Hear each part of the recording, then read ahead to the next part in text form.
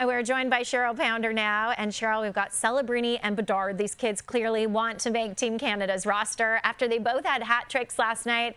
Craig Button said, give them a jersey, give them a nameplate, make them part of Team Canada. So are you with Craig? Should both young stars go to the Olympics?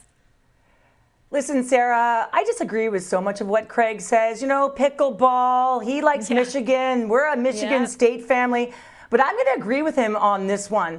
And this is really difficult as well because you said it, they are youngsters, they are kids, and Doug Armstrong's trying to get the balancing act going about veterans or whether you take, you know, sort of the rookies, if you will. But when you talk about rookies, you go back to the Olympics in 2014, there's only two guys who have that Olympic experience, and that's Drew Doughty and Sidney Crosby. Of course, Sidney Crosby was left off the 2006 roster, didn't even get to a medal game in there, and he gets the golden goal 4 years later.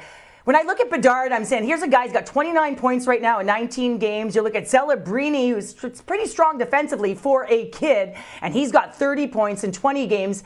If you were to pick a roster right now, the best Canadian hockey players right now, time is now, they're on this roster. But you also have to look at calculated versus being bold. And when you wear the GM hat, you're thinking about both of these things. So I will pose a question to Craig Button as well. Should and will are two different things. But you also have to look at, it's not a 23-man roster anymore, right? Four Nations face-off was 23. The Olympic roster will be 25. So you have two extra available spots. Let's just assume they go to Scheifele and Suzuki. Well, now all of a sudden you are moving players out to move them in. And I do think that that room is available. I think these guys should be on the Olympic team.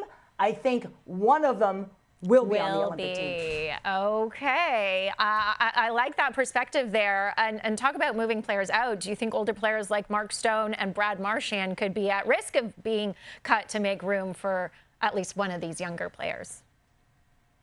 You know, if I'm wearing the GM hat, I don't think that it's those guys. If you're going to bring in young players, you want some maturity in your lineup. You want some veteran leadership. A guy like Marchand, you saw what he did at the Four Nations face-off. Of course, winning the Stanley Cup with the Florida Panthers and just how pivotal he was. There was question as to whether he was going to be the Conn Smythe winner.